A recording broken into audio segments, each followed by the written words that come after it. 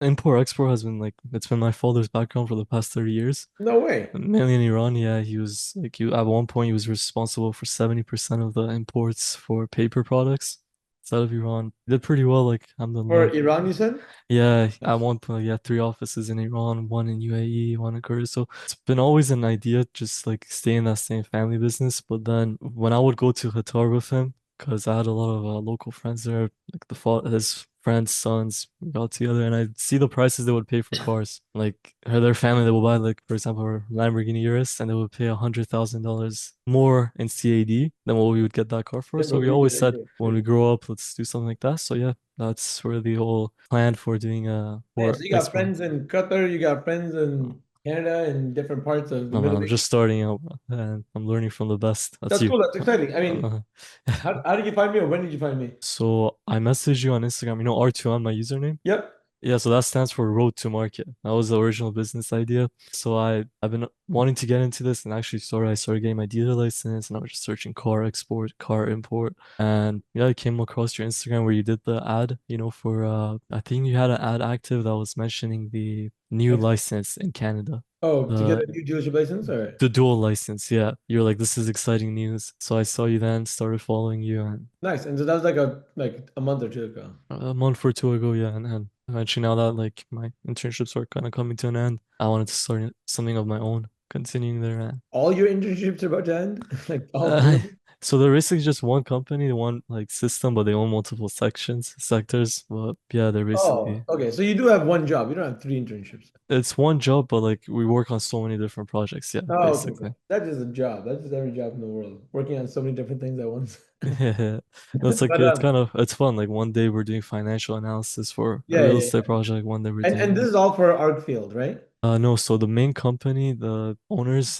they own Behistan in Iran. They're the largest import-export business for pharmaceuticals, and they're pretty huge. They do 400 million in revenue a year. And Nice. then now they're large investors in Arcfield, and they share the same office together. And they own other companies like Canfor, Cedar. They do cancer research, Oh, medicine. wow. So Nice. it's pretty, Cool. yeah. And this family, you don't know them. You just got a No, job. they're actually, yeah, they're close friends with my dad, and they work together too. The based on Daro company, is that what it's called? Yeah, there's Sundar and the people there. And there's one of the other one they own is Quiche Medi Farm. You can Yep. search them up too. Yeah, that was pretty sick. Sick. Ah, cool. Quiche Medi Farm? What do they do?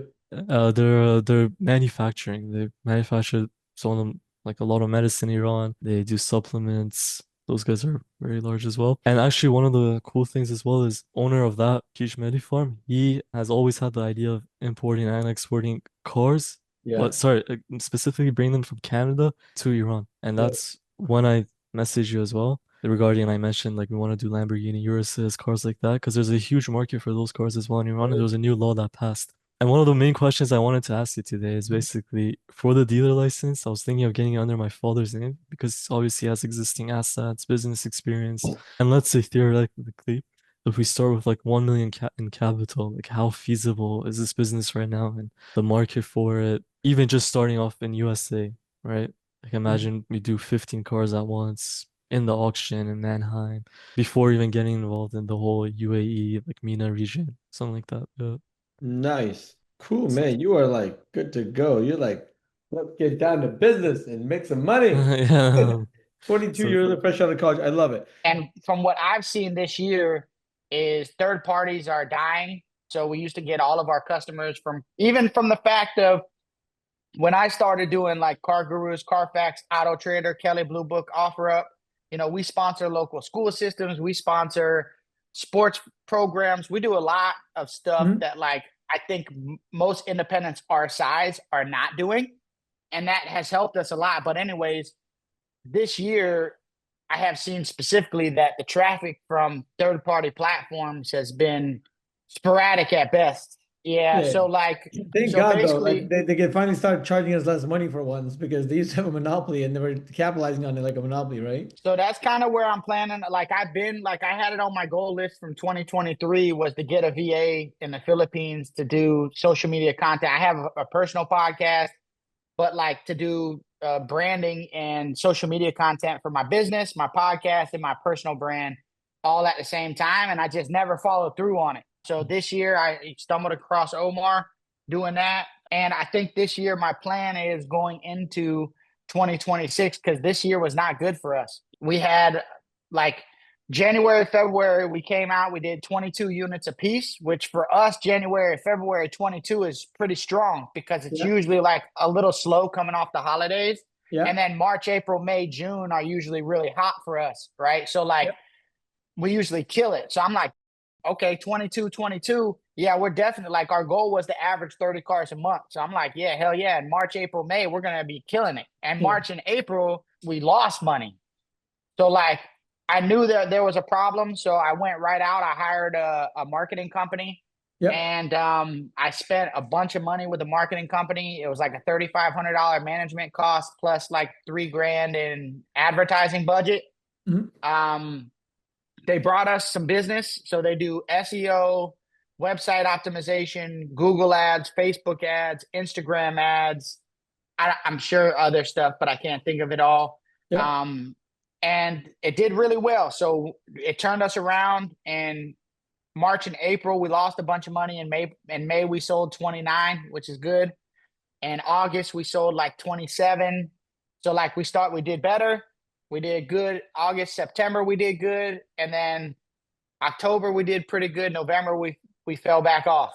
And like in November, we did like 15. And like I haven't even looked at the profit loss statement yet, but I'm sure we lost money. You know, I mean, our break even right now is pretty much like 20 units. So Yeah. we average. I sent you I don't know if you got a rep. Yeah. So basically, that has the breakdown of our numbers right on it. We average 2,800 gross. That's pretty consistent. We're doing like 25 to 3,500 in gross average revenue per unit. You know, so if our overhead is right around 50 grand, I mean, you can't sell 15 cars. We just can't. So I also know our overhead is higher than what it probably needs to be. Yeah. With the amount of units, you know, our advertising budget is probably way too large for what we're converting. I know that our processes, we have a lot of different broken processes. We outscaled and outgrew a lot of our processes. You know, right now I'm running one sales guy and he's okay at best. I like him personally, but Yeah. like he's not going and getting us money. Is it? I'm a much better salesperson than he is, but I can't like we're beyond me trying to step out and sell all the cars. Like I got to run finance, I got to run reconditioning, I got to make sure everybody's doing their jobs, I got to follow up on the leads, I got to handle the callbacks, I got to manage. You know, like I can't be out there selling cars no more. No. So what's the first thing that would break if you left for 30 days? What's the first thing that would stop happening? Payroll doesn't get sent out, cars don't get bought. Like what is like your So I basically operate as the finance manager. So I don't have a finance manager. So nobody else can run finance. They can push credit apps and they can look at numbers and they can kind of manipulate it a little bit, but nobody can do the whole back end like me. So if I was gone for 30 days, nobody would be able to finance a car. I mean, they could, if it was an easy deal, they could get it done. Or like, if it was like even just not that bad, they could probably make it happen. But even they don't even know like what they're able to sell the car for without asking me, which that's, you know, my fault. But yeah. So yeah, you're running it the finance department. You're running final sales calls. So you're like the sales manager, of course, or like the pricing point. Are you doing all the buying as well? Who's doing the buying? I do all the buying. You're doing all the buying as well. Nice. You do a lot of work, And man. I'm the sales manager. I know So you I are. Yeah. train the sales guys. I made up all the scripts. I also do a lot of the customer service. I do have my cousin's worked for me for about 5 years probably, and he's my what we call our reconditioning manager. Yep. And he does handle a lot now. I've put more and more on his plate of that, but he's also only so hungry, so then I have to go and manage him too. But like he handles a lot of the vendors. He handles a lot of the turnaround of the cars. He has an assistant. They inspect all the cars and then they write up what they found on it. And then I build out the appraisals, which really at this point, like they have access to Viato. And I just haven't really taken the time to teach them how to build it. Like they probably could estimate it's not that hard to estimate the reconditioning expense and then say, okay, I'm going to market 95 because I mark everything 95% value as far as what I want to do as a selling price. And then I build like a 2,500 profit into that Yep. 15% a car, but that's like, or on investment, but that's like the minimum. So like Yeah. if we get a 10, but like on our dealership, we specialize in like a $7,000 to a $15,000 car. So out of our 50 to 60 cars, we're going to have like 15 cars that are under 15,000. And those are actually some of our most profitable cars. And then everything else is just like fillers, right? Now, sometimes we'll have a $25,000 car that's a $5,000 winner, sometimes. But a Yeah. lot of times we'll have a $20,000 car and it's a $2,000 winner, Yeah. you Yeah. know? How much are you averaging on back end versus front end? Yeah, I don't really track it, to be honest, but I've been selling a lot more back end this year than I ever have. I'm putting back end on like, so one of the girls in my 20 group that I used to be in, she used to say every product, every customer, every time. And so what I've been doing pretty much is we only have like gap and service contracts. So like on every financing deal, I'm Mhm. putting gap and service on it, and then I'm presenting numbers. And Yeah. then if they like balk at the numbers or like whatever, Mhm. then I'll start saying, oh, well, maybe we could take it off, but you might have to put more money down, stuff like that. So I'm trying to like, you don't have to have it, but if you take it off, it might change your deal. And a lot of our financing here is subprime. So like they don't really have a choice. You know what I'm saying? Like I'm already taking You're cuts from the done. bank. Yeah. Yeah. So like, and I'd say on average when we sell now, I've been selling a lot of our own contracts too. So we have Choice Auto Protection Plus. Like I can make more money on that and it's better coverage for the client. So I've been Mhm. pushing more of those. And then I can sell my own gap. So my own gap will usually cost me like 200, and then I can charge the customer 800 because usually the finance companies are charging them like 6 to 800 anyway. So Yeah. like I'm making like 600 on the gap, and then I'll make like 800 on the service contract. So if I sell my own, I'll make like 1,400 back in. But if not, then like usually we'll make like 500 to 1,000 on a service contract from the finance companies, and then like 2 to 400 on the gap. Yeah. So Why like are you, I'm closing it pretty good. your banks are not letting you charge more than $800 for a service contract, or is that usually maxing out the deal? Or That was recon software. So right now we're doing all the recon on a whiteboard. So like we got a big whiteboard in the back office, all the recons on that, and then obviously Frazier allows you to put like all of your vendors and your yeah, receipts and everything in there.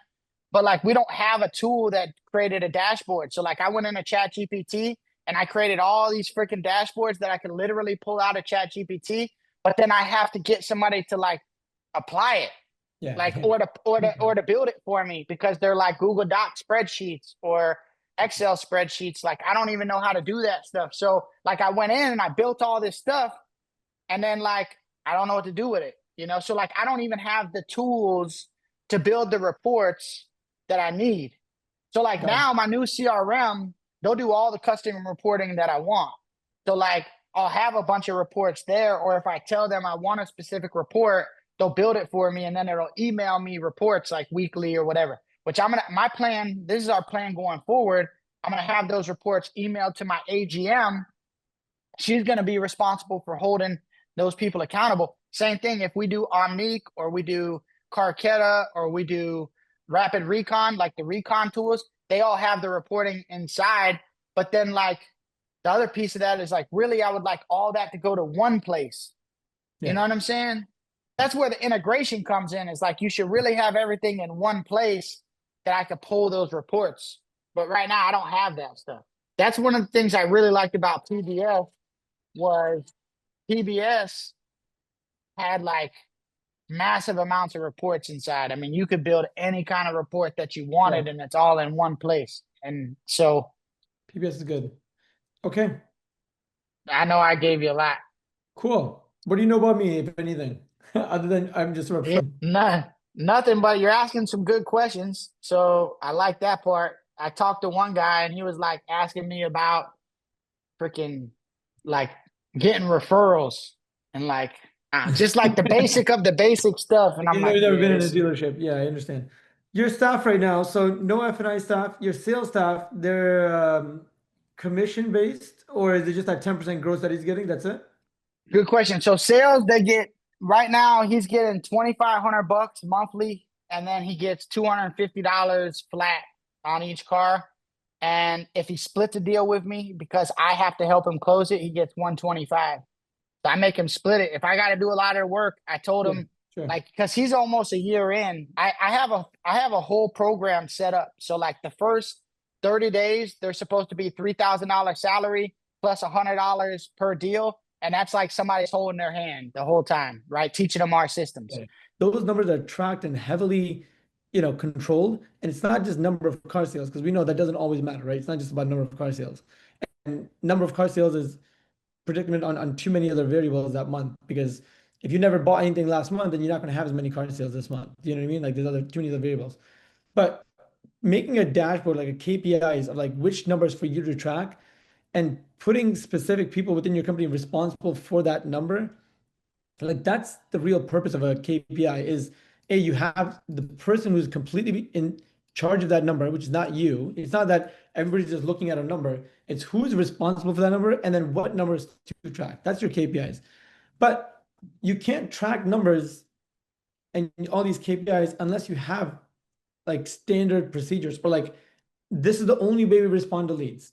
This is the only way everything is going into this where we can track it here. So I don't care if it's a walk-in or if it's a phone call or an Instagram message, lead response time, speed to lead is being measured across the board. And there's only one person that's in charge of that, right? Not even the guy that's actually in charge of responding, but one person in charge of making sure everybody has a lead response time of less than 2 minutes. Because if you do have anything more than that, you're already losing sales. So building AI for overnight, building systems for day, and what software should you use to do it all? Sure.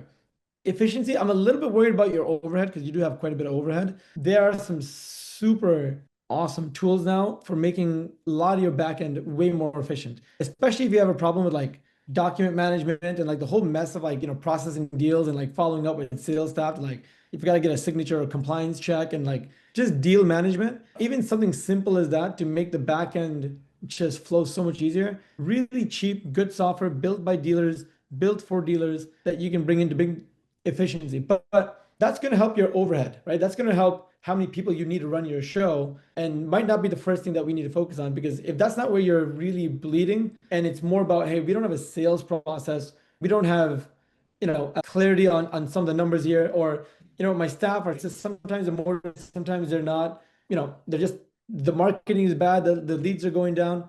Those problems we address before we fix bucket, if that's what you think. But this is going to be more clear once we do a bit of an audit, right? I can see you have a lot of software. I'm a fan of the fact that you appreciate software and where it's going. So you already see it. I don't have to convince you that you need new software and the whole world is changing, but you need somebody who you can No, help. I'm begging to have the right software to help me. You need somebody ideally that you can make decisions with faster, because even as a dealer myself, when I used to go through all this stuff, it's like, I just want to talk to another dealer who just like, who already understands my show, like understands me, has talked to me and my staff and knows my systems. And now I'm like, yo, so what do you think? This one or this one? Okay, that one, yeah, you're right. I'm thinking the same thing. Boom, let's move on, right? Let's implement it now. Like the dealer you can talk to that's going to help you think in terms of systems, help you say no to certain ideas because you're taking on too many ideas at once. And yeah, help you with your hiring and firing decisions, because it's much more difficult for you to let go of somebody that you've been working with for a long time that might be family or friend. It won't be the same problem for me, right? Just say, trust me. Your first import, your first export, you just do the deal. You're not gonna lose money. I can almost guarantee it, because we have enough safeguards in place to make sure you don't lose money in the deal. Okay. Right? In scenario, you made $500 or you made no money. It'll still happen from start to finish. You have a super happy customer, and I'd rather get that out of the way and that ball rolling as soon as possible. So we're not going to wait for just a really big profitable deal. We want you learning with practical deals. Yeah. Let me start with that. Am I making sense so far? What questions do you have for me so far? No, I really can't think of any questions so far. And in terms of the only other thing I was thinking, so yeah, I think I told this to Hiba. So I just want to make sure when I'm selling, I want to make sure that the customers have the opportunity for getting the halal financing option. So that was something I wanted to make sure I incorporate in the deal. I mean, if it's a full cash customer, whatever, it's fine, great. If not, at least I'd like to give them that opportunity. So the question here being, I also want to learn about that. I know I saw you got some financing options, some financing experts, things like that. So I just want to make sure I'm exposed to Oh yeah, both. 100%. Once we start the topic, once we get into the financing topic, and then Sohail will go over it. Other experts, if they're here, they'll go over it, and we'll make sure the deals that we do for you are structured in a way that, Okay. it's Okay. halal financing. Yeah. Okay. So two things with halal financing. So you're saying halal financing is for your end customer, or where you're not profiting off of them financing? I think it's more for the end customer. Yeah. Okay, cool. Yeah, we definitely have lessons on this, on how to structure halal financing for people. Long story short, I'll just explain it because I enjoy teaching. You're still getting an approval from the bank. Okay. You're still going to RBC, TD, Desjardins, National Bank with us to get somebody approved car loan. And after they're approved for a car loan, we can change it to 0%. Okay. If you're approved at 5%.